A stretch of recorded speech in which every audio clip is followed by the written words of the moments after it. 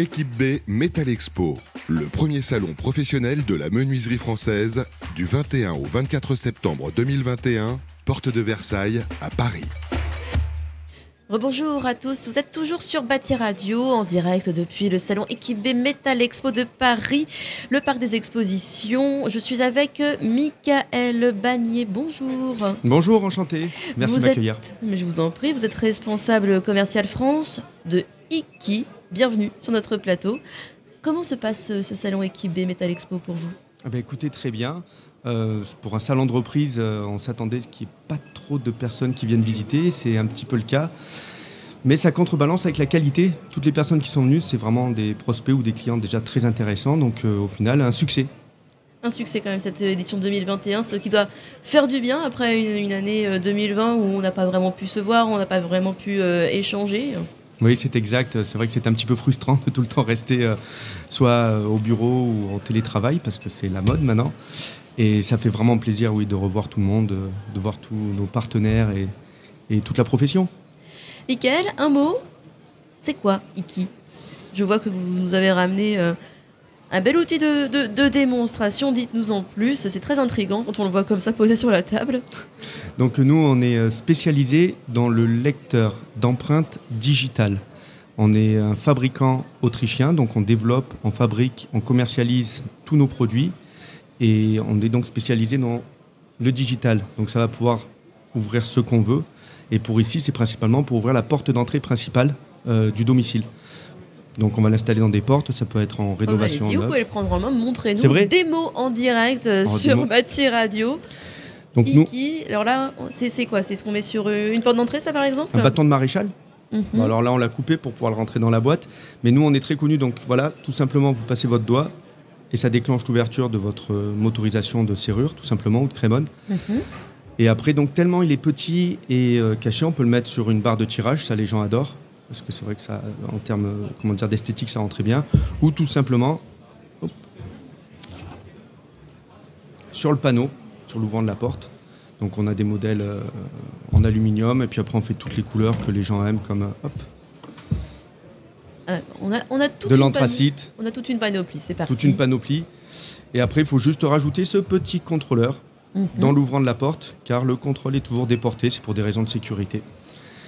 Et après tout ça est paramétrable très facilement avec un téléphone portable, une application qui vous permet d'ajouter vos utilisateurs, de leur dire qu'est-ce qu'ils peuvent ouvrir et qui permet aussi d'ouvrir à distance.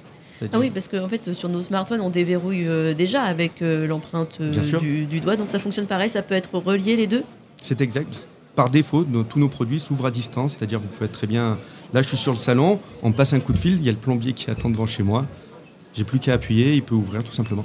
Et qui, vous êtes spécialisé que là-dedans, dans le digital. Dans cette ouverture par l'empreinte digitale. La société, c'est une petite PME. Petite. Vous l'avez dit hors interview. Petite dans le sens sympathique du terme, alors. Petite, oui, sympathique. Non, on est une PME de 100 employés. Oh, ça commence à faire déjà. On fait ça depuis 20 ans. On a commencé en 2001. Donc déjà, dès 2001, on faisait du digital. Et on est basé en Autriche. Donc comme je vous ai dit, on va développer nos produits nous-mêmes. On développe tous les logiciels d'encryption parce que le scanner scanne, il prend une image qui va être encryptée pour être stockée dans le contrôleur. Donc on développe nous-mêmes nos logiciels d'encryption. Après, quand on a développé nos produits, on va les assembler nous-mêmes. Puis on les commercialise et on assure tout le service après-vente. Donc on est basé à Linz, en Autriche. Et on est extrêmement présent sur tout le monde germanophone, donc Allemagne, Suisse, Autriche, où on travaille depuis 2001, depuis le début, et où on fait 80% de notre chiffre d'affaires. Et vos clients, c'est ? Principalement des fabricants industriels de portes, ou des plus petits aussi. Donc c'est principalement nos clients, où on va essayer de travailler avec eux en direct. On va passer par le bureau d'études, où on va tout intégrer nos produits dans la porte. Et puis après, on va même assurer la formation des commerciaux. Je me déplace, je fais énormément de formations commerciaux pour leur expliquer comment vendre ce type de produit. On va aussi former tous les techniciens pour tout ce qui est service après-vente aussi. Et puis on assure derrière s'ils n'y arrivent pas, quoi. Et alors, depuis quelques années, la France va être votre nouveau terrain de jeu. Ça fait 2-3 ans qu'on est arrivé en France. Avant, on faisait ça d'Autriche, avec un collègue autrichien qui s'occupait de la France. Et puis, en voyant le potentiel, en voyant grossir tout ça, ils ont décidé d'investir sur un commercial France. C'est moi. Et voilà, ça se passe bien. Donc, je fais un peu mes tournées et je suis un peu l'interface entre l'Autriche et tous les clients français. Alors vous qui êtes en contact avec la clientèle, vu que c'est votre métier, qu'est-ce qui séduit là-dedans? La clé, c'est fini, c'est ringard, on ne veut plus de serrure? Le côté pratique. Clairement, c'est le côté pratique. L'avantage, c'est que vous n'avez plus besoin ni de clés, ni de badges, qui peuvent se perdre. Vous n'avez pas non plus de mot de passe.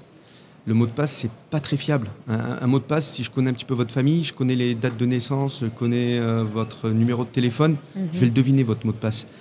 Donc là, c'est le côté aussi sécurisé. On ne peut pas perdre la clé, on ne peut pas deviner l'ouverture. Personne d'autre va passer le doigt et va pouvoir ouvrir. Et l'avantage aussi, c'est que quand vous claquez la porte est toujours fermée à clé. Donc vous n'y pensez plus en fait. Oui, et là, pour le coup, on ne perd généralement pas ses empreintes digitales. On ne perd pas non plus son doigt, voilà. Donc on a, même si on sauf énorme problème. Si on s'oublie vraiment quand on claque la porte, on n'a qu'à se retourner, on passe le doigt, on ouvre. Alors après, il peut y arriver toujours des choses pas possibles où on se casse le bras, ou etc., etc. Mais on le marque bien, on informe bien tous les gens qui font la mise en service et d'enregistrer 2 doigts.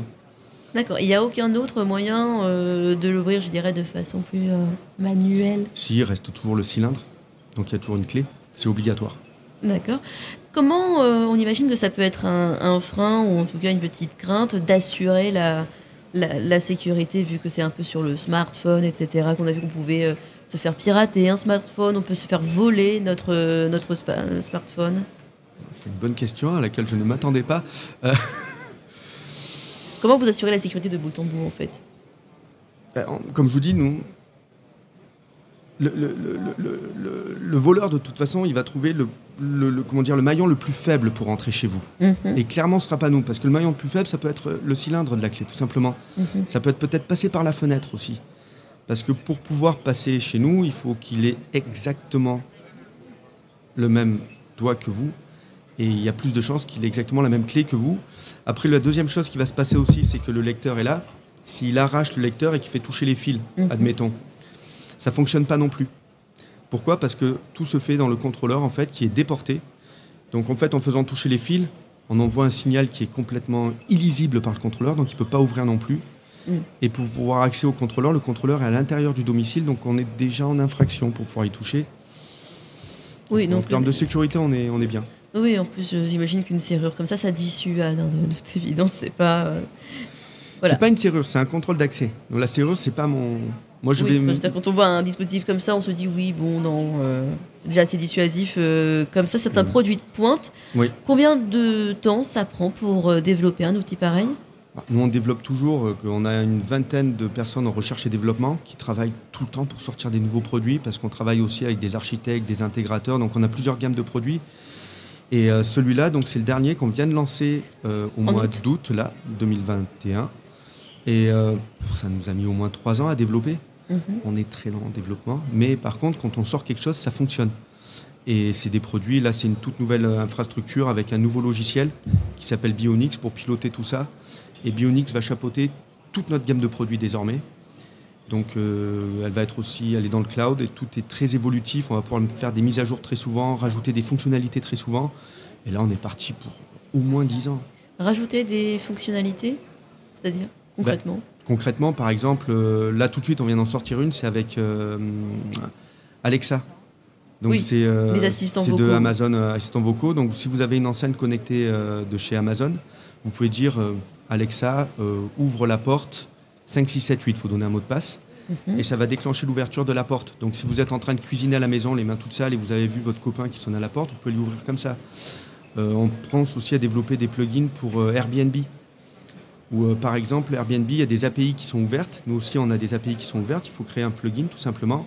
Et vous allez passer un week-end à Paris, vous louez un appartement à Airbnb. Et au moment où vous payez, ça pourra envoyer une clé digitale, enfin une clé numérique directement sur votre téléphone portable, que vous pourrez utiliser devant la porte donc, de votre appartement que vous venez de louer.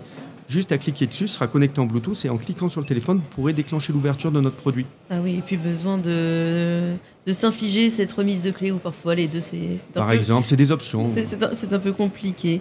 Bien, très bien. Merci beaucoup, Michael Bagné, de nous avoir présenté cette petite merveille de technologie qu'est Iki. Je le rappelle, vous êtes responsable commercial France de Iki. Merci d'avoir accepté notre invitation sur Bâti Radio. Merci Bâti Radio. À bientôt. À bientôt.